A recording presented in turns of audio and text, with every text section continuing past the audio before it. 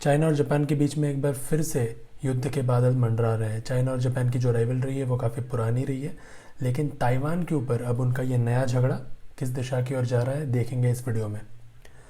नमस्कार, स्वागत है आपका इस नए वीडियो में और मैं हूँ आपका होस्ट सैकत घोष।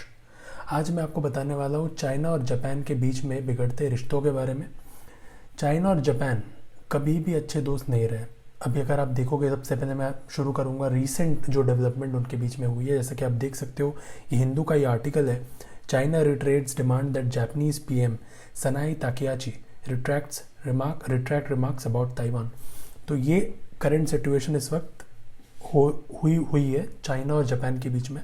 और अगर आप सोच रहे होगे कि इतनी बुरी हालत कैसी हुई, तो उसे देखने के लिए आप सही जगह आए हो, क्योंकि इस वीडियो में मैं आपको पूरी की पूरी कहानी बताने वाला हूँ। ये करंट सिचुएशन क्या है, किस तरीके से एक नया फ्लेयर अप हुआ और इसके पीछे की कहानी क्या है, इसके पीछे का बैकग्राउंड क्या है।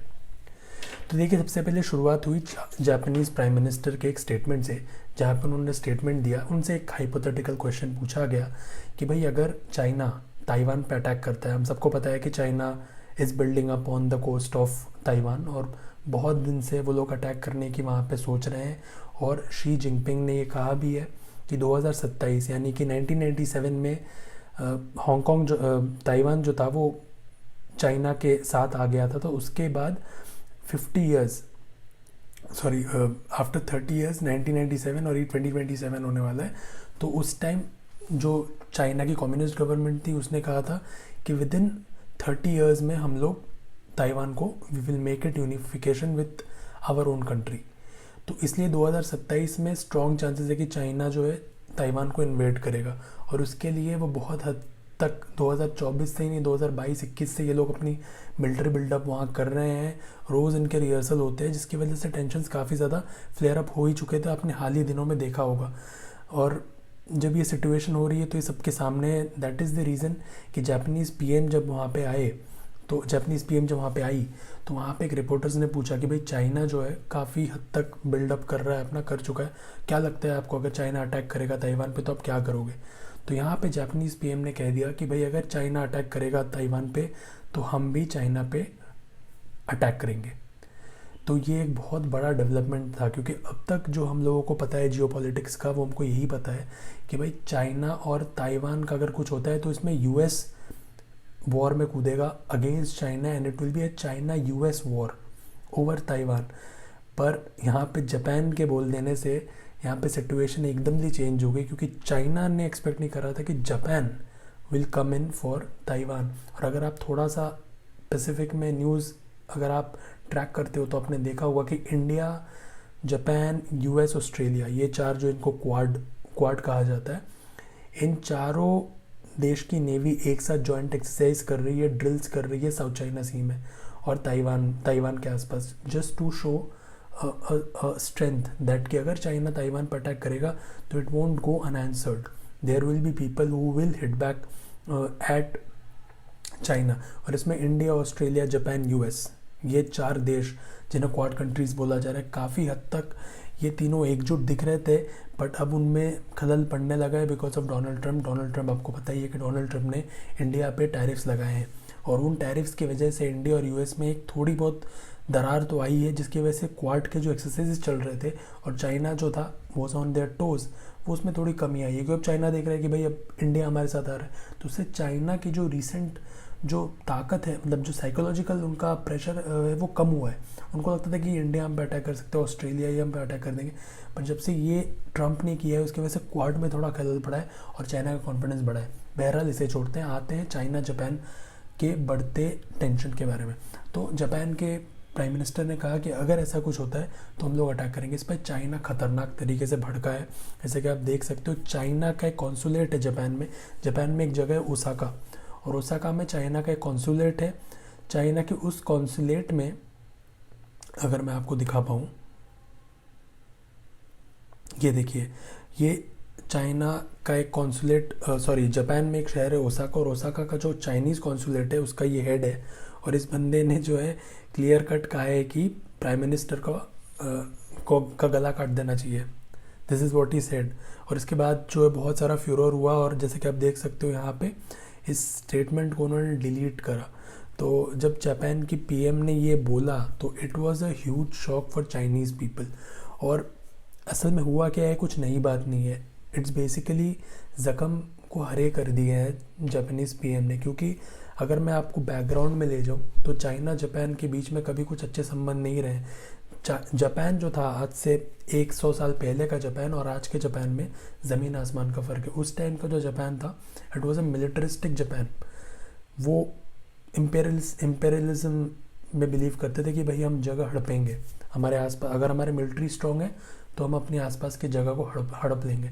और यही उन्होंने किया। जब फर्स्ट उन्होंने युद्ध किया, फर्स्ट साइनो जापानीज़ वॉर हुआ।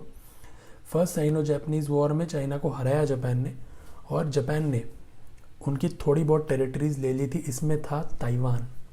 ये देखिए, मैं आपको मैप दिखा रहा हूँ, ये देखिए, ये एरिया जो है जापान ने कब्ज़ा कर लिया था। ताइवान पे भी उनका कब्ज़ा था। That is the reason Taiwan को जापान से अलग नहीं रखा जा सकता। ताइवान जापान का हिस्सा है, तो अगर कोई भी अटैक ताइवान पे होगा तो Japan will take it personally, क्योंकि it used to be his former colony. तो ये उनका पहला वॉर था। और इसके बाद एक और वॉर जापान ने किया था चाइना के साथ, जो सेकेंड जापानीज़ वॉर हुआ था, जो कि सेकेंड वर्ल्ड वॉर में आगे जाके तब्दील हुआ। सेकेंड जापानीज़ वॉर में तो चाइना के अंदर तक घुस आई थी जापानीज़ सेना। देख सकते हो यहाँ पे पूरा का पूरा एरिया जो है ना, ये पूरा का पूरा एरिया जापानीज़ कब्ज़े में था सेकेंड वर्ल्ड वॉर के टाइम। अगर आप सेकेंड वर्ल्ड वॉर को स्टडी करते हो आपको पता चलेगा कि चाइना लड़ रहा था अपने ही देश को छुड़ाने के लिए सेकेंड वर्ल्ड वॉर में। सेकेंड वर्ल्ड वॉर में काफ़ी सारे फ्रंट्स थे। एक फ्रंट पैसिफिक में था, एक फ्रंट था यूरोप में जहाँ पे हिटलर की सेना लड़ रही थी ग्रेट ब्रिटेन और फ्रांस के साथ। सिमिलरली एक और फ्रंट था चाइना में, और चाइना में जो लड़ाई हो रही थी वो जापानीज़ के अगेंस्ट हो रही थी। जापानीज उस टाइम बहुत ज़्यादा ताकतवर थे। उन्होंने सिर्फ चाइना को ही नहीं बल्कि पूरे पैसिफिक में यूएस आर्मी के साथ युद्ध कर रहा था जापान। और ये युद्ध लगभग 3, साढ़े 3, 4 साल चला। जैसे आपको पता होगा पर्ल हार्बर, अगर पर्ल हार्बर के बारे में नहीं जानते हो give me a comment below, I will make a video on it. तो पर्ल हार्बर में जापान ने अमेरिका पे अटैक किया, और उसके बाद जापान की आर्मी इतनी तेज़ी से मूव कर गई कि उन्होंने चाइना पे तो कब्ज़ा करा ही करा, उन्होंने ईस्ट पैसिफिक में भी कब्जे किए। That is the reason China Japan का बहुत बड़ा जो एक एनिमिटी है वो बहुत पहले से है। और एक जगह है जिसका नाम है नैनजिंग नाम की जगह है, और नैनजिंग में जापानीज़ आर्मी ने लगभग लाख औरतों का रेप किया, चाइनीज़ औरतों का रेप किया। और उसकी वजह से चाइना आज भी जापान को अच्छी नज़रों से नहीं देखता है। एक जो ज़ख्म हरा करने वाली बात कर दी यहाँ पे जापानीज़ पीएम में, क्योंकि जैसे हम लोगों का इंडिया पाकिस्तान का है, मतलब काफ़ी गहरे ज़ख्म है, वैसे चाइना जापान के भी बीच में जो है वो शत्रुता है, काफ़ी बड़ी शत्रुता है, काफ़ी बड़ी एनमिटी है। और वो जो है ना, ये नैनजिंग आप बोल लो या फिर सेकंड, जैसे कि मैंने आपको ये दिखा रहा हूँ, ये देखो आप, इतना बड़ा एरिया जापान ने कब्ज़ा कर लिया था चाइना में। तो जापान इतना सा देश है और इतनी भयंकर उनकी आर्मी थी, लेकिन सेकेंड वर्ल्ड वॉर में जापान हार गया। आपको पता है हिटलर हार गया, जापान हार गया उसके साथ में। और फिर जापान पे यूनाइटेड स्टेट्स ने जो है एटॉमिक बॉम्ब गिराया। उसके बाद से जापान कभी उस मतलब उसके बाद जो वहाँ पे तख्ता पलट हुआ, उनमें से कोई भी नहीं चाहता था कि वॉर हो और हम मिलिट्रिज्म के हिसाब से सोचें। मिलिट्रिज्म की वजह से हम पे एटॉमिक बॉम्ब्स गिरे और हमारी इतनी सारी जानें गई, तो वहाँ की सरकारें पैसिफिस्ट हो गई। पर अब धीरे धीरे जो है मिलिट्रिज्म बढ़ रहा है, क्योंकि आप देख रहे हो कि चाइना जो है काफ़ी ज़्यादा असर्ट कर रहा है। और यही रीज़न है कि जापानीज़ आर्मी तेज़ी से बढ़ रही है। जापानीज़ आर्मी की अब वो स्थिति जो है वापस जापानीज़ आर्मी में पावर आ रही है, क्योंकि प्राइम मिनिस्टर चाह रही है कि अब हमारी आर्मी भी स्ट्रॉन्ग हो, ताकि कल को आकर अगर चाइना कुछ करे तो हम चुपचाप ना बैठे। और ये सेम चीज़ हो रही है जर्मनी में भी। जर्मनी भी जब वॉर आ रहा था, वहाँ पर जो हुक्मरान थे, जो नए लोग आए थे, उनका ये मानना था कि भाई हमारे अग्रेशन की वजह से हमारी बुरी हालत हुई और हम ये वर्ल्ड वॉर हारे, हमारे पैसे का नुकसान हुआ, लोगों का नुकसान हुआ, तो हम पैसिफिस्ट हो जाते हैं। पर धीरे धीरे रशिया, जो आप देख रहे हो रशिया यूक्रेन वॉर हो रहा है, रशिया का जो नया टारगेट है ना वो यूरोप ही है। यूरोप में अब वो दबदबा जमाना चाहता है। तो ये देख करके अब जापान भी जो है, सॉरी जर्मनी भी जो है भयंकर तेज़ी से रीआर्मामेंट कर रही है जापान की तरह। तो ये वो रीज़न था, ये वो बैकग्राउंड है कि चाइना जापान दोनों कभी भी दोस्त नहीं थे। और उसके बाद जो जापान ने बुरा बर्ताव किया, अगर आप देखोगे तो चाइना ने कभी जापान को इन्वेड नहीं किया, जापान ने आके चाइना को इन्वेड किया। और जैसा कि मैंने आपको इस मैप में दिखाया, इतना एरिया जो है जापान ने चाइना का लिया। और नैनजिंग मैसेकर इसको बोला जाता है। या ताइवान देख लो, ये ताइवान भी जो है ना जापान के अंडर ही आया करता था उस टाइम। तो इसलिए जो ये और उस टाइम फिर इसकी वजह से और नैनजिंग मैसेकर की वजह से जो है ना, नैनजिंग मैसेकर की वजह से मतलब जैसे कि मैंने बताया वहाँ पे लोगों को मारा गया, उनकी औरतों के साथ रेप किया गया, तो उस वजह से एक बहुत तगड़ा गहरा स्पॉट चाइनीज़ साइकी में इस चीज़ ने छोड़ दिया और चाइना कभी इन चीज़ों को भूल नहीं पाया। और भले ही चाइना जापान डिप्लोमेटिक टाइज रखते हैं जैसे हम पाकिस्तान के साथ रखते हैं, लेकिन वो दर्द अभी भी है, काफ़ी गहरे घाव है। और उस गहरे घाव को जो है हरा कर दिया जापानीज़ पीएम ने ये बोल के कि भाई अगर चाइना ताइवान को इन्वेट करेगा तो हम चाइना को नहीं छोड़ेंगे, हम चाइना पे अटैक करेंगे। तो ये रिसेंट इंसिडेंट्स हुए, इसके अलावा भी बहुत कुछ वजह से चाइना, आप देखते हो चाइना भी ना सोशल मीडिया पे काफ़ी स्ट्रॉन्ग है। वो लोग जानते हैं कि सोशल मीडिया पे नैरेटिव कैसे चलाना है। जैसे कि मैंने आपको दिखाया कि ये अभी आज की ये स्टोरी है और चाइना जो है ना, चाइना इज स्टिल सेइंग कि जापानीज़ पीएम अपने रिमार्क्स रिट्रैक्ट करे और चाइना छोड़ेगी नहीं, चाइना पीछे पड़ी रहेगी। That's how they make pressure. इनके जो फॉरेन मिनिस्ट्री स्पोक्स पर्सन है, ये सारे लोगों की ट्रेनिंग ऐसी की जाती है कि भाई आप वॉर लड़ रहे हो, ये डिप्लोमेसी नहीं है, पीस टाइम नहीं, आप वॉर लड़ रहे हो, आपको कॉन्स्टेंटली बोलते रहना है ताकि आगे वाला ये कर ले। आप देखो ना अरुणाचल पे भी तो ये लोग हमारे साथ ऐसा ही करते हैं ना, अरुणाचल को क्लियरली चाइना का पार्ट बोलते हैं जबकि everything has been sorted, but out of nowhere they are the aggressors. India कभी भी अरुणाचल पे कुछ नहीं बोलता है, पर ये लोग बोलते हैं हमेशा। तो सेम इनका जो है रिस्पॉन्स है टुवर्ड्स चाइना ऑल्सो। अब चाइना को भी ये बंदा बोल रहा है कि भाई प्राइम मिनिस्टर अपने जो रिमार्क्स है वो रिट्रैक्ट करे। इसके अलावा आपको दिखाना चाहूँगा एक और मैप। इनके बीच में एक और टेंशन की बात है और वो है ये एरिया, इसे रियाओ या दियाओ आइलैंड्स कहा जाता है। जापान में इसे दियाओ कहा जाता है और चाइना में इसे रयोको आइलैंड्स कहा जाता है। ये भी एक बहुत बड़ा एक बोन ऑफ कंटेंशन है चाइना और जापान के बीच में। और दोनों ही नेवीज़ यहाँ पे पेट्रोलिंग करती है और दोनों ही रूटीन झगड़े करती है कि भाई आप अग्रेशन दिखा रहे हो, हम यहाँ पे चाइना वाले बोलते हैं हमारी टेरिटरी आप अग्रेशन दिखा रहे हो, जापान बोलता है नहीं भाई हमारे टेरिटरी आप अग्रेशन दिखा रहे हो। जब जापानीज़ पीएम ने ये चीज़ कही, ये स्टेटमेंट दी, इसके कुछ दिन बाद चाइना की नेवी ने यहाँ पे एक ड्रिल किया जिसको जापानीज़ नेवी ने मना करा। उन्होंने कहा कि नहीं भाई ये हमारा एरिया है। और उसके बाद एस्केलेट हुआ सिचुएशन और ऐसा एस्केलेट हुआ कि ऐसा सुना गया कि चाइनीज़ F-16 जो कि फाइटर जेट है, मिसाइल लॉक कर दी थी जापानीज़ फाइटर पायलट्स पे।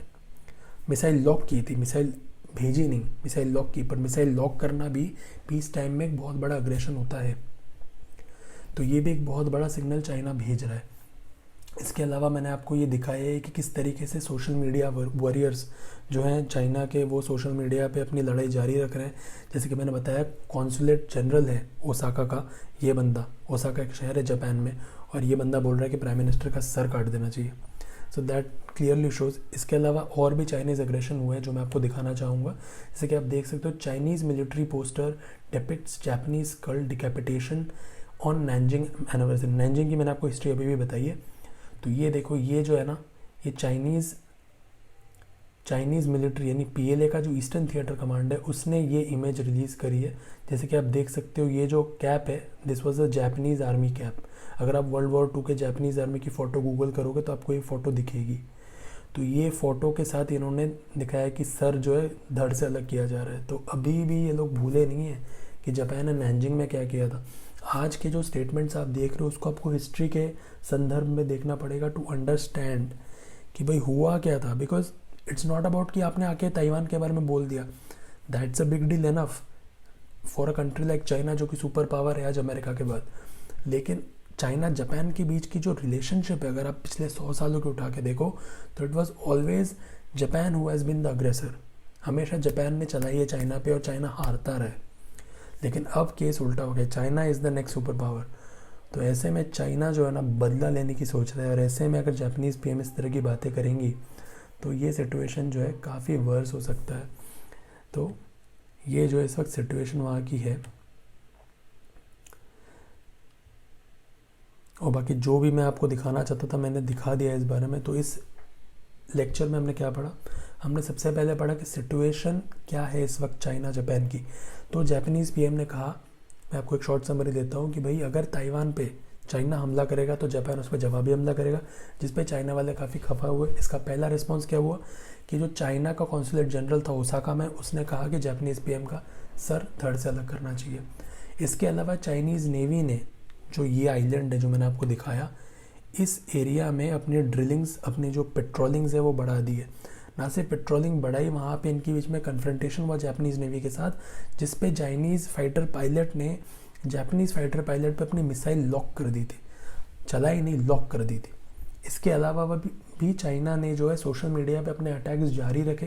जैसे कि मैंने आपको बताया आज की न्यूज़ स्टोरी जहाँ पे ये बंदा बोल रहा है कि जापानीज़ पीएम माफ़ी मांगे या फिर अपने स्टेटमेंट से रिट्रैक्ट करे। और जो मैंने दिखाया आपको, चाइनीज़ का जो ईस्टर्न थिएटर कमांड है उसने सोशल मीडिया पे ये पोस्ट करा है नैनजिंग मैसेकर के एनिवर्सरी पे।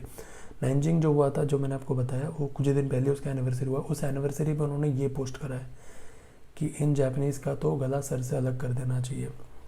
तो जैसा कि मैंने इस चैनल पे 2-4 पुराने वीडियो बनाया, उसमें मैंने यूएस वेनेजुएला के टेंशन के बारे में भी बात करी थी। और उस वीडियो में मैंने ये बताया था कि अगर कल को वर्ल्ड वॉर 3 शुरू होता है तो चाइना और ताइवान के बीच में हो सकता है, जहाँ पे यूएस डेफिनेटली ताइवान के लिए कूदेगा और it will B eventually will be a US versus China war.